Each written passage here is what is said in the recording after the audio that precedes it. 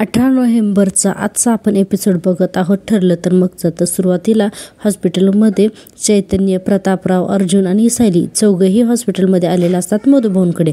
आणि तिथे डॉक्टरांना विचारत असतात की अर्जुन विचारतो की डॉक्टर, मधुभाऊंना अचानकच काय झालं होतं?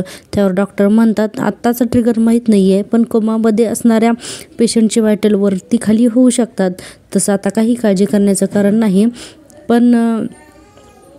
पण पेशंट आता स्टेबल आहे, काही काळजी करण्यासारखं कारण नाही. त्यावर लगेचच सायली आणि अर्जुनच्या चेहऱ्यावर हास्य येतं. डॉक्टर म्हणतात, लेट्स वेट अँड वॉच.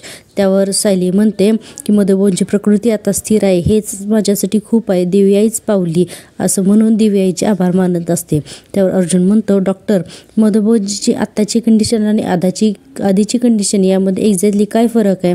त्यावर डॉक्टर म्हणतात, असं करा, आपण या विषयावरती निवांत बोलूया, चला बाहेर. आणि मग सायली म्हणते, मी जरा मधुभाऊंसोबत इथंच बसते, मी जरा त्यांच्याशी बोलते. असं म्हणून हे चौघेही बाहेर जातात आणि सायली मधुभाऊंच्या जवळ बसलेली असते. आता सायलीला मधुभाऊंसोबत बोलायचं असतं.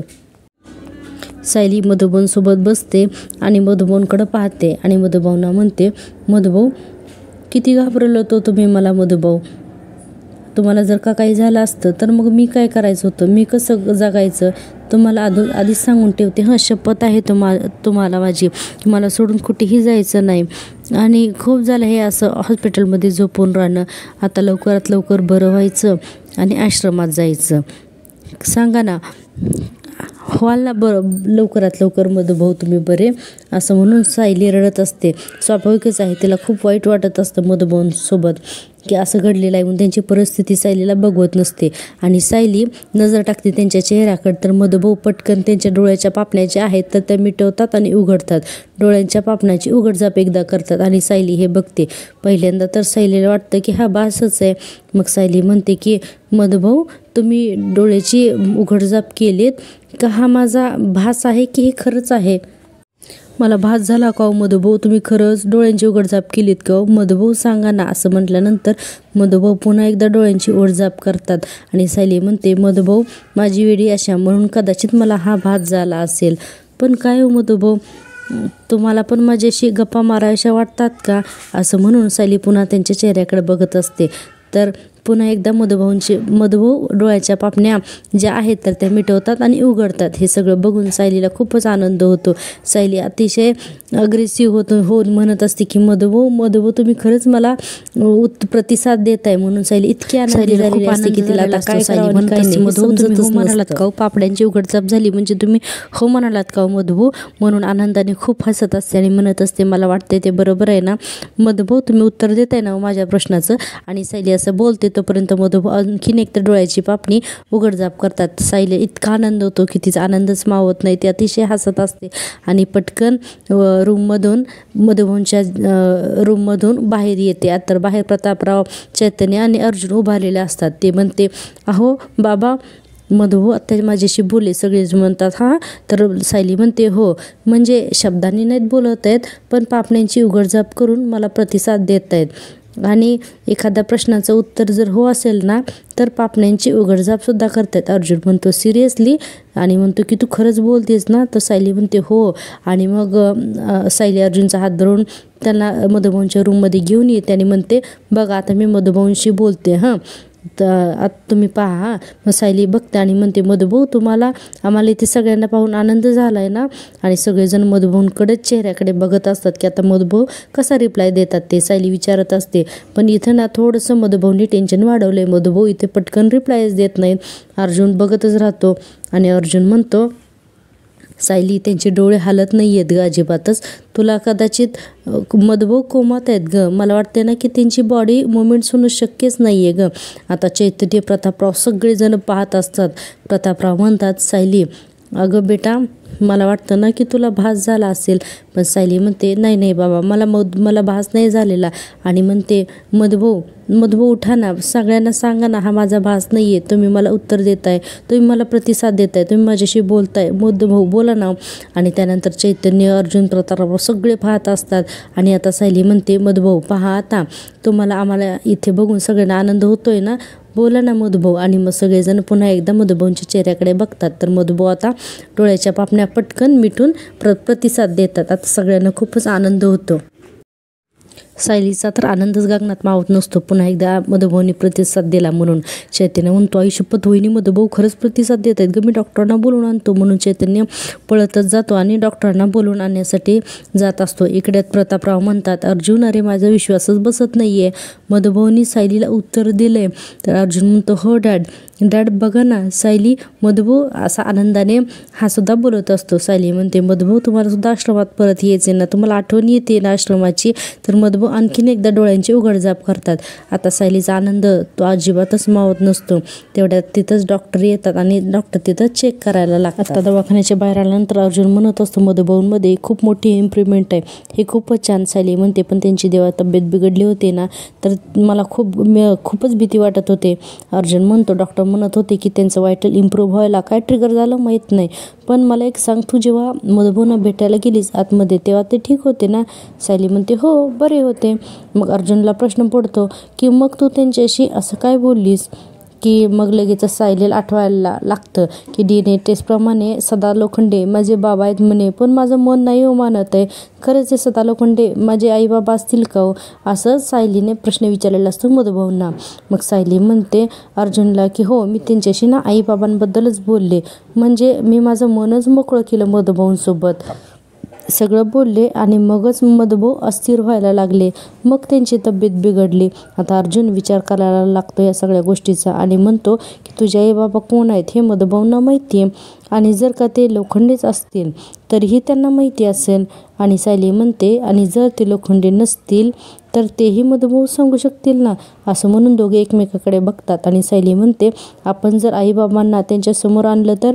अर्जुन म्हणतो, ग्रेट आयडिया, आता फायनल निकाल लागेलच. असं म्हणून आता दोघे आल्यानंतर कल्पनाताई म्हणतात, मधुभाऊ कसे आहेत? अर्जुनांनी सायलीला दोघांनाही प्रश्न विचारतात. अर्जुन म्हणतो की ठीक आहेत आता. सायली म्हणते, मधुभाऊने तर फार घाबरूनच टाकलं होतं, पण डॉक्टर म्हणतायत की त्यांची प्रकृती आता स्थिर आहे. त्यावरती सगळ्यांनाच राहायचं वाटतं. आता पूर्णाजी म्हणतात, देवच पावला, मगाशी अर्जुनने फोन घेतला आणि आम्हाला ना फारच काळजी वाटली होती. तोपर्यंत कल्पनाताई म्हणतात, अगं पण तुम्ही घरी कशाला आलात? मी तुमचा डबा हॉस्पिटलमध्ये पाठवला असताना. तर तोवरती प्रतापराव म्हणतात, अगं त्या दोघांना सुद्धा फ्रेश होण्याची गरजच होती ना, म्हणून आलेत ते. आणि मधुभाऊ बरे आहेत आता, आणि सगळ्यात महत्त्वाचं म्हणजे त्यांची प्रकृती स्टेबल आहे. सायली म्हणते, आम्ही परत हॉस्पिटलमध्ये जाणार होतो आम्ही, पण मला असं वाटते की मी आईबाबांना घेऊन जाते मधुभाऊंना बघायला. त्यावेळेस सगळ्यांनाच आश्चर्य वाटतं. कल्पनाताई म्हणतात, अगं पण आता कशाला? तर पूर्णाजी म्हणतात, असू दे, मधुभाऊंनाही कळू देत सायलीचे आई वडील कोण आहेत ते. आणि असं म्हटल्यानंतर की सायली म्हणते, बरं ठीक आहे, आलेच मी. असं म्हणून सायली निघते लोखंडेच्या रूममध्ये.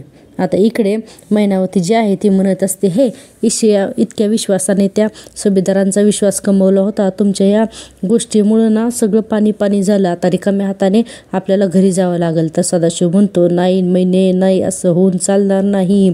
हे बघ मैने, मी काय म्हणतो, झालं ते झालं, आता इथून निघायचं झालं तर ते खिशी भरूनच. मैनावती वसकून म्हणत असते, कसे खिशी भरून निघणार? आपल्याला लाद घालून बाहेर काढतील, ते काय नाहीये. आणि महिन्याचं गाठोडं रिकामं जाणार नाहीये मैनावती, आपलं गाठोडं भरले जरच जाणार आहे इथून. त्यांनी लात मारायची वाट बघायची नाही, त्याच्या आधीच असा डल्ला मारायचा की ते त्यांना कळायच्या आत आपण इथून ताटमारेनं पसार झालेलं असू. आता मैनाला पण हा प्लॅन आवडतो आणि मैना विचार करतच असते आणि म्हणते, खरं असं करायचं आपण? त्यावर सदाशिव म्हणतो, हां चांगली आयडिया आहे हो. मग लगेच सदाशिव म्हणतं, हां नवरा कोणाचा आहे? मग मैनावती म्हणते, हां आता असा मोठा डल्ला मारू ना. आणि तेवढ्यातच एकदम भस्कन सायली दरवाजा उघडते. सुरुवातीला तर मला असं वाटलं की सायलीने हे सगळं ऐकलं का काय, म्हणजे तिच्या चेहऱ्यावरचे एक्सप्रेशन तसेच होते, पण नंतर कळालं की तिनं हे काही ऐकलेलं नसतं. पण सदाशिव आणि मैना खूप घाबरतात आणि सायली आत येते. तर लगेच सदाशिव म्हणतो, सायली बेटा ये ना ये. आणि प्रिया हे सगळं बोलणं आता त्यांचं ऐकत असते. सायली म्हणत असते, मी तुम्हाला हे सांगायला आली की मधुभाऊंची तब्येत बिघडली होती, पण आता ते बरे आहेत. नाही म्हणजे पहिल्या तसेच आहेत पहिल्यासारखेच, पण डॉक्टर म्हणालेत की आता जीवाला त्यांच्या अजिबात धोका नाही आहे. सदाशिव म्हणत असतं, हो का, बरं चला बरंच झालं. हां सायली पुढे म्हणते की तोपर्यंत मैना म्हणते, बरंच झालं सायलीनं आमचं बोलणं ऐकलं नाही. ती मला वाटलं ऐकलं का काय. तर सायली म्हणते, मला असं वाटतं की तुम्ही दोघांनी माझ्यासोबत हॉस्पिटलला यावं मधुभाऊंना बघायला. आता हे दोघं तर आश्चर्यचकित होतात. इकडं प्रियाही म्हणायला लागते, सायली अचानक या दोघांना मधुभाऊंना भेटायला का घेऊन जाते. याचा अर्थ एकच असू शकतो, सायलीची खात्री पटली आहे की हे दोघे तिचे खरे आई बाप आहेत ते. म्हणजे आता नशिबाचे फासे माझ्या बाजूने पडायला लागलेले आहेत असं म्हणून प्रिया खुश होते. सदाशिव इकडे म्हणतो, मधुभाऊंना भेटायला हॉस्पिटलला काय गं मैने. तर मैना म्हणते, अगं येऊ की, त्यात काय एवढं.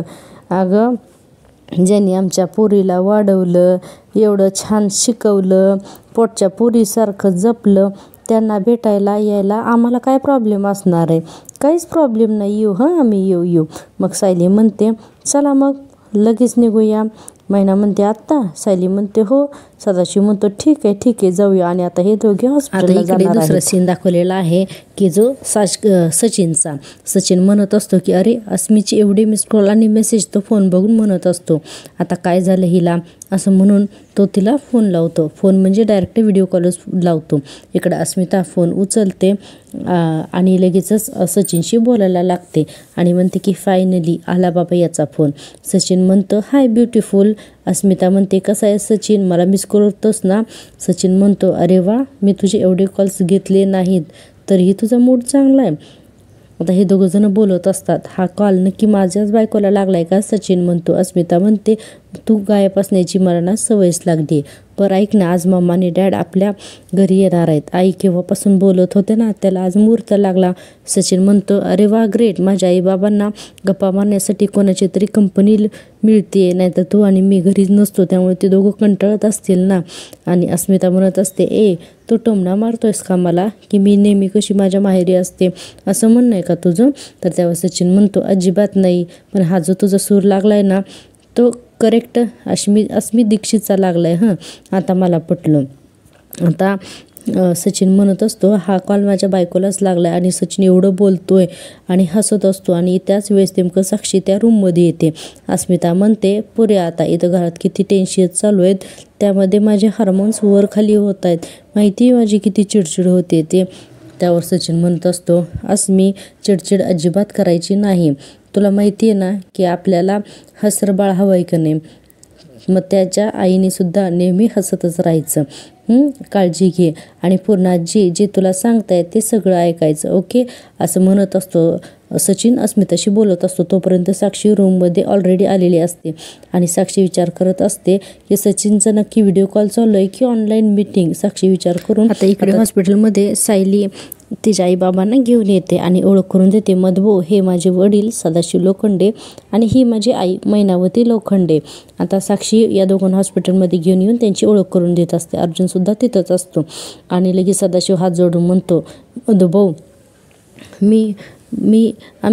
तुम्ही आमच्या लेकीला स्वतःच्या पोटच्या पोरीसारखं वाढवलं. तो आता सायली हा ड्रामा सगळा बघत असते. अर्जुन आणि सायली लगेच सदाशिव हात जोडून लगेच म्हणत असतो, तुम्ही तिच्यावर चांगले संस्कार केलेत, तिला तुम्ही तुमच्या पोटच्या पोरीसारखं वाढवलं आणि म्हणून तर ती आमची पोर आज श्रीमंताच्या घरी पडली आहे.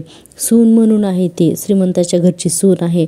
मधुभाऊ तुमचे उपकार कसे फेडू तेच कळत नाही हो, असं म्हणून फुल ड्रामा करायला लागत असतो. आता मैनावती सुद्धा हे बघते, तिला काही आवडत नाही. सदाशिव म्हणतो, कातड्याची जोडे केले तरी सुद्धा उपकार फिटणार नाहीत हो तुमचे, असं इतकं नाटकी बोलत असतो. आणि अर्जुन आणि सायलीच्या हे लक्षात येत असतं, ते दोघेही एकमेकाला खुणवाखुणवी करतच असतात. तोपर्यंत मैना म्हणते की अहो काय बोलताय तुम्ही ही त्यांच्याशी, अहो ते कोमात आहे कोमात. म्हणतो कोमा नाही ग, कोमामध्ये आहेत कोमामध्ये. मग लगेच मैनावती म्हणते, हां तेच ते, त्यांना कुठं कळतंय तुम्ही काय बोलताय ते. पण लगेच सदाशिव म्हणतो, पण आपली सायली त्यांची केवढी काळजी घेते ग, त्यामुळं बोलतोय मी. आणि पण मैने अगं काय ग तू, लगी मोठ्या आवाजात बोलतो, मधुभाऊंसाठी काही फळं बिळं आणली नाहीस का. लगेचच मैनावती डोक्याला हात मारून म्हणते, अरे कर्मा माझ्या, मी तर विसरलेच की, असं म्हणायला लागते. आणि म्हणते की सायले आता पुढच्या वेळेला आपण हॉस्पिटलमध्ये येऊ तेवढी मला आठवण कर बरं का ग. सायली नुसती बघते आणि म्हणते, मधुभाऊ तुम्हाला आनंद झाला का की माझे आईवडील हॉस्पिटलमध्ये आलेत म्हणून. आणि हे पाहिल्यानंतर सायली अर्जुनकडे बघत असते, तर मधुभाऊ काहीच रिस्पॉन्स देत नसतात. आता लगेचच इथे पुढचा सीन दाखवलेला आहे साक्षी आणि सचिनचा. तर सचिन फोनवरती बोलत असतो आणि साक्षी संशयाने त्याच्याजवळ येऊन बघते की हा नक्की कोणाशी बोलतोय. तर लगेच सचिन ऑफिशियली बोलायला लागतो आणि या बाबतीत मला हलगर्जीपणा चालणार नाही, मी काय जे गोल्स दिले ते पूर्ण करायचे. आता साक्षी हे सगळं पाहत असते, तोपर्यंत त्याच्या मोबाईलवर बघते तर दुसरीच कोणती तरी मुलगी असते, म्हणजे त्याच्या कंपनीतली कलिग्स वगैरे असेल. आता साक्षी तिथं थांबते आणि Sachin have a good day म्हणून फोन ठेवतो. तोपर्यंत त्याचं लक्ष जातं की साक्षीकडे. साक्षी म्हणते हाय, तर तेव्हा सचिन म्हणतो हाय हाय ब्युटिफुल. तर साक्षी म्हणते व्हेरी बिझी. हां. तर सचिन म्हणतो जस्ट द रेग्युलर, बस ना तू. तर साक्षी म्हणते हो बसते मी, but you continue, I won't disturb you, असं म्हणून साक्षी तिथं बसते. इकडं हॉस्पिटलमध्ये अर्जुन म्हणतो आमचं काम झालं, आता तुम्ही घरी जाऊ शकता. सदाशिव म्हणतो तर ते म्हणतं हो, आणि काय ना की डॉक्टरांनी इथं पाहिलं इथं खूप गर्दी झाली आहे तर ती ओरडतील ना, त्यामुळं तुम्ही ना आता घरी जावा, मी कॅब बुक केली तुमच्यासाठी, ती येईलच आता. सदाशिव म्हणतो हो हो बरं निघतो, चल ग महिने, येतो हा मधुभाऊ, म्हणून पुन्हा ड्रामा हात जोडतो वगैरे आणि म्हणतो येतो हा मधुभाऊ, म्हणून हे दोघं जण हॉस्पिटलच्या बाहेर जातात. आता सायली आणि अर्जुन एकमेकांशी बोलत असतात. आता सायली बोलत असते मधुभाऊंसोबत, मधुभाऊ आत्ता जे इथे येऊन गेले ते माझे आईबाबा आहेत, तुम्ही माझ्या गाठोड्यात ठेवलेल्या फोटोवरून यांनी त्यांना शोधून काढले. तरी मधुभाऊ शांतच असतात. सायली म्हणते पण मधुभाऊ माझं मन मानत नाही हो की ते माझे आईबाबा आहेत म्हणून. आणि आता इकडे मैनावती आणि सदाशिवचं सीन दाखवलेलं आहे. दोघे रस्त्यावर चालत असतात. मैनावती म्हणत असते काय हो तुम्ही त्या सायलीच्या बापाशी असं काय बोलत होता, जसं काय त्याला समजतं आणि त्याची नकल करते, तुमचे उपकार झाले. सदाशिव म्हणतो ए मैने, काही कानात काही तुला प्रॉब्लेम झालाय का काय तुझ्या कानाला? अगं त्या सायलीचं मन राखायला तसं बोललो ग मी. आता पुन्हा इकडे सांगितलंय अर्जुन म्हणत असतो मधुभाऊंना, मी सायलीच्या शाळेत गेलो होतो आणि तिथूनच हे सगळं मी शोधून काढले मधुभाऊ, आणि सायलीचं आणि ती जायचं मी DNA टेस्टसुद्धा केलं, आपण रिपोर्ट तरीही मॅच झाले, मला काही कळतच नाही आहे. आणि मला सुद्धा असं वाटतंय की सायली त्यांची मधुभाऊ ती लॅबसुद्धा ना इतकी ओळखीच्या लॉयल आहे ना की ते DNA रिपोर्ट चुकीचे देऊ शकत नाही तो, असं म्हणून आता पुन्हा सदाशिव आणि मैनाचा सीन दाखवलेला आहे. सदाशिव म्हणत असतं जाऊ दे आता ते सोड, आता बाहेर आलोच आहे ना, चल तर आता पाणीपुरी खाऊया. आणि नेहमीप्रमाणे 6 पाणीपुरी खाऊन झाल्यावरती त्याच्याशी मांडायचं पाणीपुरीवाल्याशी काय आणि म्हणायचं की तुमने तो हमको 4 पुऱ्या दिल्या काय ग. मैनावती म्हणते ते करायला मला आवडतंच, पण आता लगोलगच आपल्याला सुभेदारांच्या घरी पळावं लागणार आहे. सदाशिव म्हणतो का सुभेदारांच्या घरी कोण आपली वाट बघायला लागले. तर मैनावती म्हणते आपलं काय ठरलंय, मोठा हात मारायचा आणि पळून जायचं. सदाशिव करायलाच लागतो. मैनावती म्हणते मग ते आजच करू ना. सदाशिव म्हणतो अगं आजच काय करू, येडी का खुली तू, असं दिवसा डावळ्या कसं करणार आपण घरात सगळे असताना. मैनावती म्हणते तुमचा मेंदू काही संपावर गेलेला असतो काय. तर सदाशिव म्हणतं मान काय डोलवते तू, आपण बाहेर निघालो तेव्हा घरातले सगळे बाहेर निघतच होते का नाही, ती तन्वी ती तर अगोदरच गेलेली होती आणि आता घरात कुणीच नाही, आता सगळेच बाहेर गेलेले आहेत, घरात पूर्णाजी सोडून इतर कुणीच नव्हतं. सदाशिव म्हणतो नव्हतं. अगं पण पूर्णाजीचं काय करायचं. मैनावती म्हणते तिला आडवे करायला आपल्याला कितीचा वेळ लागणार आहे, असं म्हणून काहीतरी प्लॅन करतात आणि सगळा पैसा अडका तिच्याच ताब्यात असणार आहे. सदाशिव म्हणतो अगदी बरोबर बोलली मैने. मैनावती काय हुशार आहेस ग तू. मैना पण म्हणत असते मग. सदाशिव म्हणतो अशी तिजोरी उघडायची आणि म्हणतो मैने अगं ती तिजोरी उघडायची पण त्या तिजोरीपर्यंत पोचायचं कसं. तर मैनावती म्हणते माहिती होतं मला, असं म्हणून ती सदाशिवला काहीतरी प्लॅन सांगते. तर तो प्लॅन हा म्युझिकली सांगितलेला आहे, आपल्याला ऐकवलेला नाही. आणि दोघेही अतिशय क्रूरपणे हसत असतात की आता आपण चोरी करायची म्हणून. त्यांचा प्लॅन सुभेदारांच्या घरात चोरी करण्याचा आहे. आता इकडे सायली म्हणत असते की मधुभाऊ मी नाही म्हणत आहे असल्या कुठल्याही रिपोर्ट्स लावते, दोघे सतत खोटं बोलतात, चोऱ्या करत असतात, वाटेल त्या मार्गाने पैसे लुबाडत असतात. मधुभाऊ ज्यांच्याशी माझी नाळच जुळत नाहीये ते माझे आईबाबा कसे असतील हो. सायली खूपच परेशान झालेली असते, तिला मधुभाऊंकडून उत्तर हवं असतं. आता सायली मधुभाऊंचा हात हातात घेते आणि मायेने अगदी त्यांना विचारत असते की मधुभाऊ माझे हे आईवडील नसतील ना हो, तुम्ही मला एकदा सांगाल का प्लीज. तर म्हणते की अजून मधुभाऊ माझ्या डोक्यात ना विचारांचा गुंता झालाय हो, काही केल्या विचार जातच नाही आहेत आणि तो गुंता आता फक्त आणि फक्त तुम्हीच सोडवू शकता. अर्जुन हा इमोशनल सीन पाहत असतो. सायली म्हणते, तुम्ही यांना सांगितलं होतं ना की माझे आई बाबा जिवंत आहेत म्हणून. सायली म्हणत असते, मधुभाऊ तुम्ही यांना सांगितलं ना की तुम्हाला माझे खरे आई वडील माहिती आहेत म्हणून. म्हणजेच याचा अर्थ की तुम्हाला खरंच माझे आई वडील माहिती असतील. मग मधुभाऊ सांगा ना, आता येऊन गेलेले मैनावती आणि लोखंडे हे खरेच माझे आई बाबा आहेत का हो? तर त्यावरती मधुभाऊ काहीच रिस्पॉन्स देत नाहीत. अर्जुन आणि सायली एकमेकाकडे सतत पाहत असतात मधुभाऊंकडे, पण मधुभाऊ काहीच मुवमेंट करत नाहीत. अर्जुन म्हणतो, सायली मधुभाऊने काहीच मुवमेंट केली नाही आहे गं. मग म्हणजे आपण याचा अर्थ नाही असा घ्यायचा की काय घ्यायचा? त्यांचं उत्तर नाही असेल का? त्यावर लगेचच सायली म्हणते, मधुभाऊ मला सांगा ना मधुभाऊ, मला जे वाटतंय की ते लोखंडे माझे आई वडील नाही आहेत हेच खरं आहे ना, की हा माझा गैरसमज आहे हे खरं आहे? सांगा ना मधुभाऊ प्लीज काहीतरी सांगा. लगेचच डोळ्यांची उघडझाप करतात आणि सायलीला कळून जातं की ते तिचे आई वडील नाहीत म्हणून.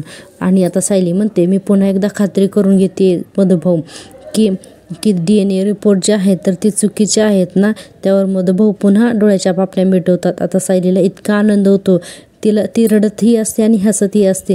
तिला समजतच नसतं की तिने आता काय करावं ते म्हणते, मधुभाऊ मैनावती आणि सदाशिव लोखंडे माझे जन्मदाते आहेत हा एक खूप मोठा गैरसमज आहे ना, हो ना मधुभाऊ? तर मधुभाऊ पुन्हा एकदा डोळ्यांच्या पापण्या आणखीन मिटवतात आणि उघडतात. आता अर्जुन हे सगळं पाहतो. सायली खूप हसत असते, खूप रडत असते. तिला समजतच नसते की आता काय करावं ते.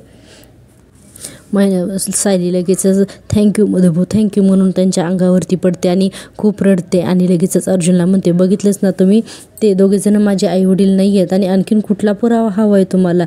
म्हणून सायली खूप रडते आणि अर्जुनच्या जवळ जाते. अर्जुनसुद्धा तिला मायनेजवळ घेतो आणि म्हणतो की I am really very sorry बायको, मला तुझं ना आधीच ऐकायला हवं होतं, मी ना खूप मोठी चूक केली. सायली रडत असते आणि विचार करते की पण अजूनही वेळ गेलेली नाही आहे. त्या सदाशिव आणि मैनावतीला माझे आईबाबा आहेत असं वाटून आपण त्यांचं खूप वागणं सहन केलं, त्यांचे खूप लाड केले, पण आता मी त्यांना धडा शिकवणारच आहे, आता मी त्यांना सोडणार नाही असं म्हणून सायली रडते. आणि इथेच हा भाग संपलेला आहे. आता पुढचा प्रोमो जबरदस्त आलेला आहे. आता झालेलं असते की घरी सगळेजण आलेले असतात आणि अस्मिता म्हणत असते, पूर्णाजी कुठे गेली? मी तिला आता सांगणार आहे, माझ्या सासूबाई तिच्यावरती रागवलंय, ती माझ्याकडे घरी आलीच नाही ना म्हणून. आणि घरात पाहतात तर कुणीच नसतं की इकडे सायलीच्या लक्षात येते की घरात चोर चिरलेले आहे. सायली जोरात ओरडते, चोर आलेत म्हणून. आता अश्विन, सायली, अर्जुन हे सगळेजण म्हणून त्या चोरांना पकडतात. तर ते चोर दुसरं तिसरं कोणी सुद्धा नसून सदाशिव आणि मैनावती असतात. तर या दोघांनीच सुभेदारांच्या घरामध्ये खूप मोठी चोरी केलेली असते. आता उद्याचा भाग खूपच इंटरेस्टिंग असणार आहे. तर प्रेक्षकांनो प्लीज माझी आवडती सिरियल या माझ्या पहिल्या मराठी यूट्यूब चॅनलला प्लीज सबस्क्राईब करा, लाईक करा आणि शेअर करा. तर चला भेटूयात उद्याच्या भागात. तोपर्यंत बाय बाय.